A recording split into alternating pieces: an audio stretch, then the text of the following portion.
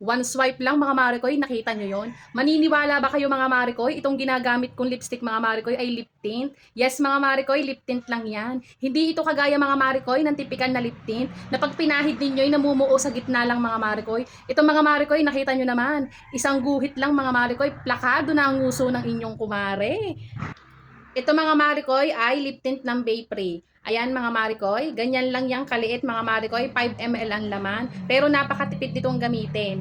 Bali mga Marikoy, shade number 7 ang ginamit ko. Kung ikaw ay morena, maputi mga Marikoy, napakaganda ng kulay nito mga Mare. Ganyan yung kulay niya. Ayusin lang natin mga Mare. Ayan. Kita mo yan mga Mare? Lip tint lang yan mga Marikoy, pero kaya niyan takpan ang buo mong nguso. Ganyan mga Mari ang atake niyan. Sinong magsasabing nakalip tint ka mga Marikoy? At ngayon mga Mari, alam ko tatanungin ninyo kung waterproof ba yan at hindi yan madaling matanggal. Mga Mari, tingnan ninyo.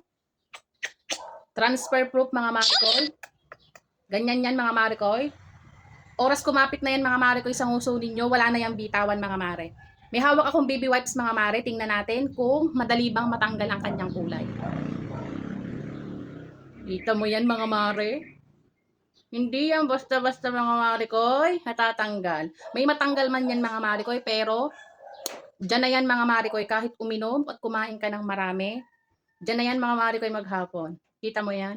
Hindi siya kagaya ng ibang lip tint, na pag nilagay ninyo, oras kinuskus nyong ganyan, naiipon lang siya sa gitna. Tapos yung mga gilid-gilid mga Marikoy ay wala, di ba ang pangit nun?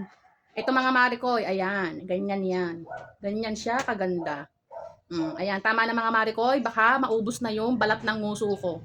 Ayan mga Marikoy. Ganyan siya mga Marikoy. Again mga Marikoy, shade number 7 ang aking ginamit mga Marikoy. Ayan mga Marikoy, kung gusto mo rin yan mga Marikoy, mag-check out ka na dyan mga Marikoy, naka 100 plus lang yan.